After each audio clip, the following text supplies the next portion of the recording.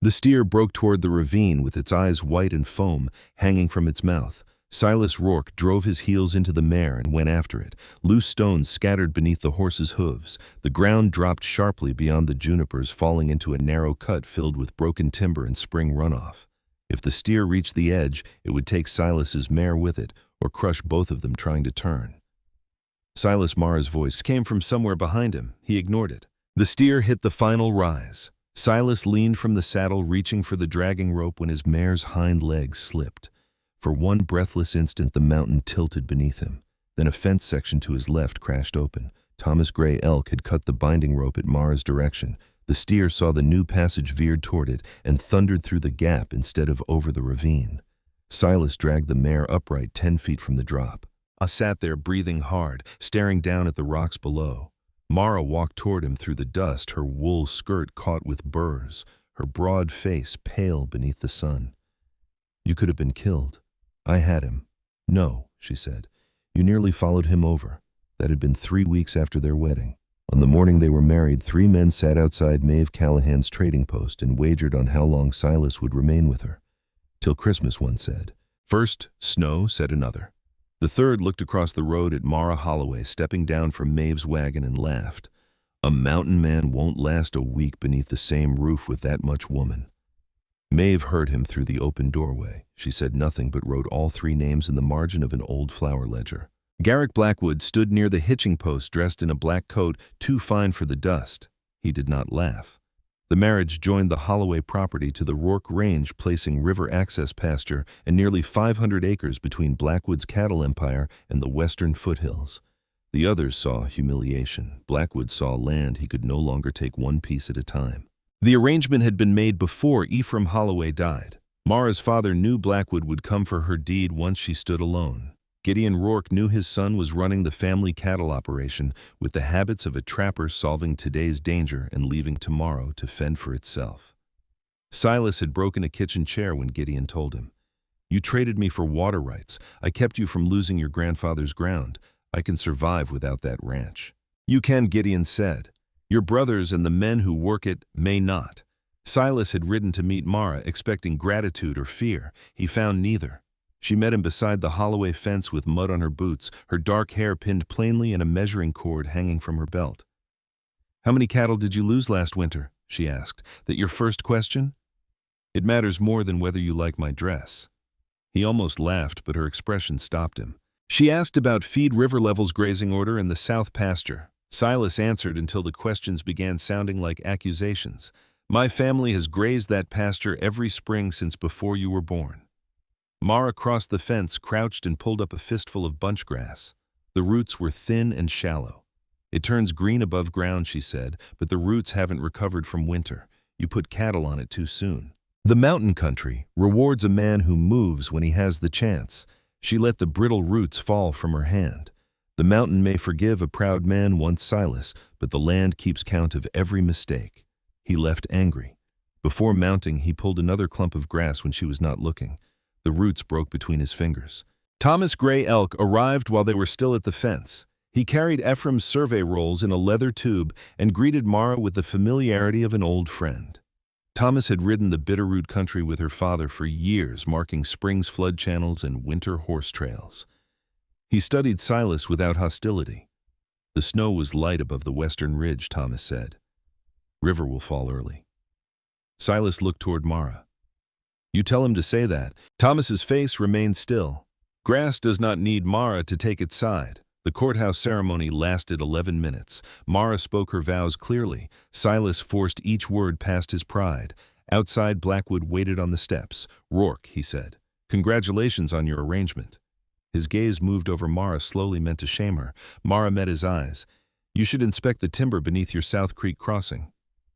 Blackwood's smile thinned. "Why is that?" "Your herd has worked the bank bare. When the snowmelt reaches it, the crossing may go. You've inspected my land." Blackwood looked toward the mountains despite himself. During the wagon ride home, Silas asked, "Is the crossing failing?" "I don't know." He turned toward her. "You bluffed him. I gave him something uncertain to think about. That seems dishonest. Powerful men call it strategy when they do it." At the Rourke house, Marra chose the storage room rather than Silas's bed. Within an hour, she had found the soot stain from a damaged chimney flue damp flower beneath the pantry shelf in harness leather stored close enough to the stove to dry and crack. Silas followed her through the house with his jaw tightening. "You planning to find fault with everything I'm learning? What needs protecting?" Maeve arrived before supper with bread-preserved apples and coffee. When Mara carried the provisions inside, Maeve stood beside Silas in the yard. "She has spent 26 years hearing men use her body as proof that her mind is worthless," Maeve said. "Do not become another fool in that crowd because you are frightened they may laugh at you." "I'm not frightened of laughter." "Then prove it." 2 mornings later, Mara showed Silas her father's rainfall records. The river was low. Mountain snow had melted too early. The grass already cracked under a boot heel. "A drought is coming," she said. She wanted the cattle moved north. The south pasture rested and the old pond deepened against its clay shelf. She wanted the weakest animals fed first and the river meadow saved for August. The north section has no water for the whole herd. There is a seep above the cedar cut. "I have trapped that ridge for 12 years. My father marked it." Silas rode out alone before dawn, carrying Ephraim's notes more from irritation than belief. He found the seep beneath moss and stone where Mara had said it would be. By noon, he had also found the pond's clay shelf and seen how badly the cattle had broken the south pasture. He ordered the herd moved. Mara worked beside the ranch hands without asking for special treatment. She carried water-counted calves, dressed a cow's infected hoof, and walked the fence until sweat darkened the back of her dress. When the steer broke toward the ravine, she saw the old fence gap before Silas did. Now he sat above the drop dust settling around his mare. Mara stopped beside him. "You saved me," he said. "I noticed a gate. You noticed it before anyone else." She looked toward this rescued steer. "Remember the route.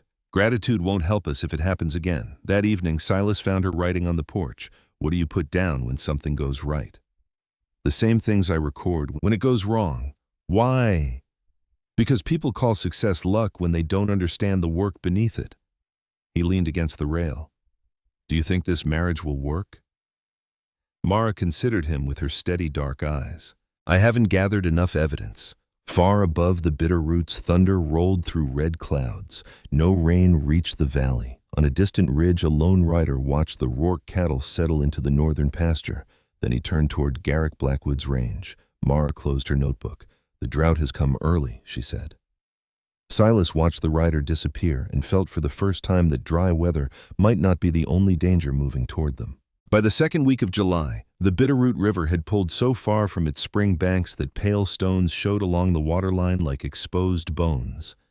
Dust lay over the valley. It coated the cattle's backs, settled into the seams of saddles, and drifted beneath the doors of Maeve Callahan's trading post. Creeks that had run cold and loud in May now slipped between the rocks in narrow brown ribbons. The Rourke Holloway herd held. The north pasture had water because Silas had opened the mountain seep and rebuilt the old timber channel. The south pasture, left untouched for 6 weeks, had come back with grass tougher than anything Silas remembered growing there. Mara measured it every morning. She carried a short wooden rule, Ephraim's notebook, and a pencil worn flat from use. She wrote down grass height, water depth, heat, wind, and the condition of the weakest cattle. Silas watched her from the fence one morning. "You write down the wind. I write down what it does. What does it do?" "Today, it comes hot from the southwest. If it holds 3 days, the river meadow will dry faster." Silas looked toward the cottonwoods. "Elk move uphill before that wind breaks." Mara turned a fresh page. "Say it again." He frowned. "Why? Because you know things you've never written." He repeated it. She recorded the words beneath his name. That unsettled him more than he expected. His knowledge had always lived in muscle and instinct tracks beneath snow, the taste of weather, the silence animals made before danger. Mara treated it as something worth preserving. By August, neighboring ranches were losing stock. Blackwood's southern herd went lean. 2 smaller outfits cut winter hay early. A rancher named Halsey lost 6 calves after his lower creek failed. The Rourke cattle gained weight. At Maeve's trading post, Amos Tatum slapped Silas on the shoulder. "Smart work moving that herd early." Blackwood himself didn't read this summer half so well. Silas glanced toward the hitching rail where 2 of the men who had wagered on his marriage stood listening. He could have taken the praise. Instead, he said Mara read it. The grazing rotation, the pond feeding the weak stock first, that was hers. The room went quiet. One man gave a short laugh. "You saying your wife runs the ranch? I'm saying the person with the best answer ought to guide the work." Maeve turned away so no one would see her smile. The news reached Mara before sunset. She said nothing while they ate. Afterward, she brought a weathered notebook from her room and placed it before Silas. The cover was cracked. Ephraim Holloway's name was written inside. "I thought you kept this locked away." "I did. What changed, you did." Silas opened it carefully. The first pages held flood marks from 15 years earlier, maps of forgotten springs, failed crops, sheep losses, and notes about western trails. Thomas Gray Elk had shown Ephraim. Silas read until the lamp burned low. 3 days later, their cattle buyer withdrew from the fall agreement. The letter gave no reason. Maeve did. "He met Blackwood Tuesday," she said, "stayed in his office 2 hours and came out with a new contract." Silas reached for his hat. Mara blocked the door. "You corner him, he'll defend the decision out of pride. He sold us. He was bought. There's a difference." She opened her notebook to 2 letters drafted months earlier. One was addressed to a buyer near Missoula Mills. Silas stared at the dates. "You started this in May. After Blackwood questioned the deed. You didn't tell me. If nothing happened, there was nothing to trouble you with. That is not yours to decide alone." Mara held his gaze. Then she nodded. "You're right. I'll tell you the next time I prepare another path." They rewrote the letter together. The Missoula buyer answered within 10 days. He would inspect the herd in September. Blackwood's next blow arrived before the reply had cooled in Silas's hand. An old Rourke debt had been purchased and called due. The notice claimed that the property's value had been weakened by the disputed boundary. Silas read the amount twice. They could not pay it before the fall sale. Mara pulled the deed assessor's response payment records and survey from the cabinet she had organized during her first week in the house. "We need Elias Ward, the lawyer in Missoula. He defeated Blackwood's water claim near Frenchtown. We can't afford him. We can't afford to lose because Blackwood expects fear to be cheaper." Ward filed a challenge and stopped the collection. Blackwood met Silas near the river 2 evenings later. He offered to erase the debt and pay him enough to return to the mountains if Silas abandoned Mara and surrendered the Holloway land. "You were never made to take orders from a woman," the valley laughs at Blackwood said. Silas struck him once. Blackwood staggered, wiped blood from his lip, and smiled. Silas understood too late. Mara found him saddling his horse after dark. He wanted that she said, "I know. He wants you angry because anger makes you simple." Silas slammed the saddle strap tight. "I should have killed him, and left me with your grave and his story about a savage mountain man." Silas looked away. She spread maps and papers across the kitchen table. Boundary complaints, buyer changes, debt transfers, notes from old ranch sales. A man like Blackwood does not win because he is stronger. He wins because he makes every frightened person stand alone. Silas studied the pattern. Every property Blackwood had absorbed had suffered the same sequence: pressure, isolation, desperation, sale. "We defend ourselves," he said. "No, we make sure nobody stands alone." Winter came early. 3 weeks before Christmas, Cutter smelled smoke from the north outbuilding. By the time they reached it, flames had climbed the rear wall. Wind drove sparks toward the feed barn. Silas, Mara, Thomas Gideon, and the hands fought the fire with buckets from the improved pond. Mara's sleeve caught. Silas dragged her back and beat the flame out with his gloves. They saved the feed barn. They lost hay harness tools and half the winter equipment. At dawn, Thomas crouched beside the blackened wall. "Kerosene," he said. Silas reached for his rifle. Mara stood between him and the barn door. "No proof means no revenge. We record everything." She listed every loss. Thomas measured wagon tracks. Gideon wrote witness statements. Maeve checked kerosene sales. Elias Ward filed an official report. The deputy found nothing. Mara spent 3 nights reading old notebooks. Maeve brought trading ledgers. Thomas brought memories of blocked trails and damaged fences. Together they revealed 7 years of the same campaign. Mara called the neighboring ranchers to Maeve's store after dark. Halsey came. Tatum came. The Crane brothers stood near the door. Thomas represented families using the western horse trails. Mara laid out a plan for shared water, emergency pasture, legal costs, branding labor, and combined cattle sales. Some argued, some mistrusted her. None dismissed the numbers. Silas told them plainly, "This is her design. If you want the truth of it, listen to her." Afterward, beneath the cold stars, Mara asked why he had said it that way. "Because I spent too long fearing men would laugh at me for marrying you. And now I fear becoming the kind of man who would stay silent." He took her hand but did not pull her closer. Mara chose the distance herself and kissed him. The cooperative was 2 signatures from completion when Elias Ward rode in with a territorial filing. Blackwood had applied for 12,000 acres of western range, including the Springs Grazing Ground and Northern Trail. Ward said only proof of earlier use could stop him. The room fell silent. Mara returned home, unlocked Ephraim's chest, and laid 10 years of notebooks across the table. Thomas read the dates and slowly nodded. Maeve said her freight ledgers could confirm them. Outside, a rider arrived, hard and breathless. Blackwood's men had posted warnings across the western trail and ordered the horses removed before sunrise. Silas reached for his rifle. Mara closed the nearest notebook. "We ride," she said. But no family rides alone. They reached the western trail before sunrise and found Blackwood's warning posts driven across the road like grave markers. Each board carried the same message in black paint: private claim, remove all stock. Silas reined in beside Mara. Frost silvered the grass and the eastern sky had only begun to pale.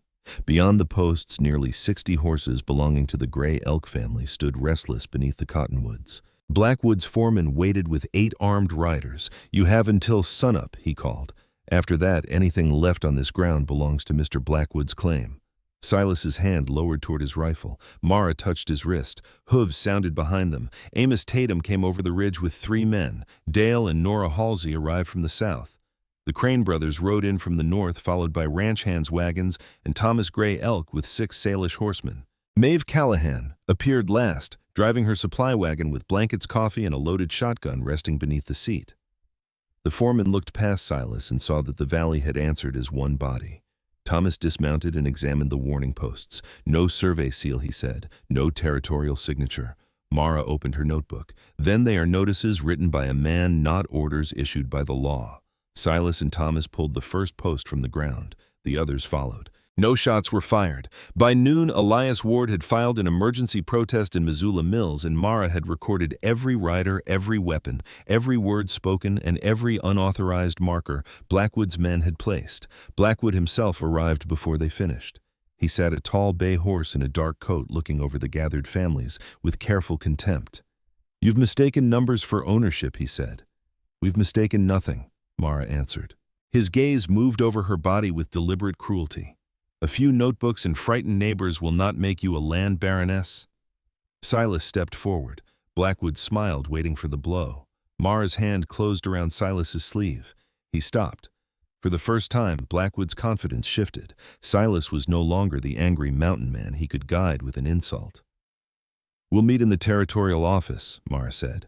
"Until then, these trails remain in established use." Blackwood turned his horse and rode away without answering. The flood came 3 weeks later. Warm rain struck the remaining mountain snow and sent black water roaring through the lower Bitterroot channels. The Halsey herd became trapped against a flooded crossing, with Blackwood's newly claimed boundary blocking the only safe road east. Dale Halsey rode to the Rourke place, soaked through and nearly senseless from cold. 40 head, he said. Maybe more. Water's still rising. Mara spread the pasture maps across the kitchen table. "The south field can hold them 5 weeks if we divide the herd into 3 sections. No longer." Silas pulled on his elk hide coat. Thomas studied the flood route. "The old Cedar Pass may still be open. It hasn't carried cattle in 20 years, Silas said. "It carried horses before your cattle came," Thomas replied. "They rode into the storm together." The Cedar Pass narrowed between a rock wall and a drop steep enough to kill horse and rider. Fallen timber blocked half the route. Silas cut through the first obstruction, while Thomas led the Halsey cattle toward the opening. Below them, Mara coordinated the receiving field feed wagons, blankets, and injured stock. Maeve carried hot coffee between riders and wrote down the names of Blackwood's men who refused access to the lower road. One steer slipped in the mud and vanished into the flood. Silas injured his shoulder, pulling another from the bank, but by nightfall the remaining herd had reached Rourke ground. The emergency clause Mara had written before the cooperative was signed had worked exactly as intended. 2 days later, the families gathered in the Rourke kitchen. Elias Ward placed the final agreement on the table. They argued for 4 hours.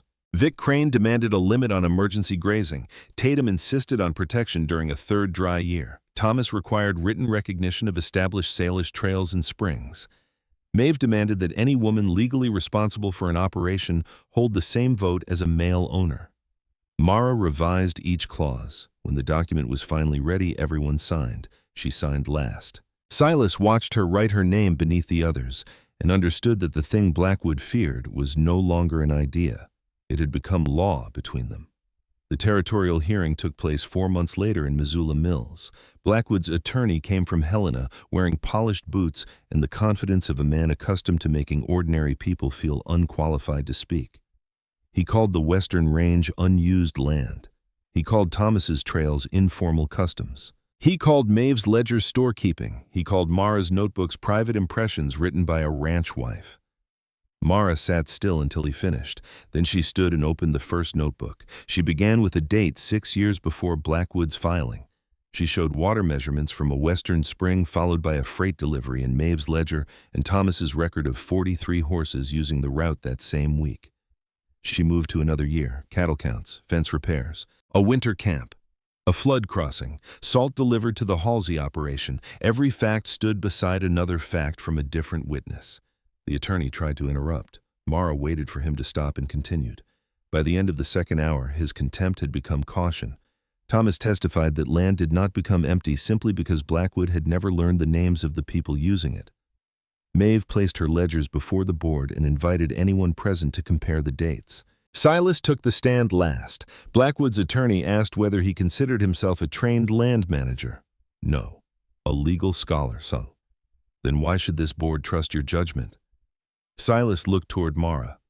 They shouldn't trust my pride, he said. My pride nearly ruined the South pasture and nearly ruined my marriage. They should trust the records of the woman who saw the damage before I did. The room fell silent. I told them about the drought, the pond, the fire, the flood, and the families who had used the western country long before Blackwood called it vacant. During the recess, Blackwood found Mara alone outside the hearing room. You think one collection of frightened ranchers can hold together? He asked. Fear always sends people back to themselves. Mara looked past him. Silas stood with Thomas near the courthouse steps. Maeve was speaking with Nora Halsey. Tatum and the Crane brothers waited beside the wagons. You spent years buying frightened men, Mr. Blackwood. You never learned what happens when they stop being frightened alone. For once, Blackwood had no answer. The ruling came at sunset. His territorial claim was denied. The board recognized established and productive use of the Western Range and granted the cooperative priority in future grazing leases. Silas read the decision twice. Then he handed it to Mara. She read it once and said, "Good." He laughed, lifted her from the ground, and held her until her composure finally broke into breathless relief. Blackwood did not disappear. He kept his money and his acres, but the arithmetic had changed. Every new attack brought lawyers, records, witnesses, and 5 families responding together. By winter, he stopped trying. The Western leases were approved the following spring. The cooperative expanded its water network branding crews and cattle contracts. Thomas mapped the mountain routes. Maeve's trading post became the center of their commerce. Silas began writing down the weather signs and animal movements he once carried only in memory. Mara turned her notebooks into a guide others could use.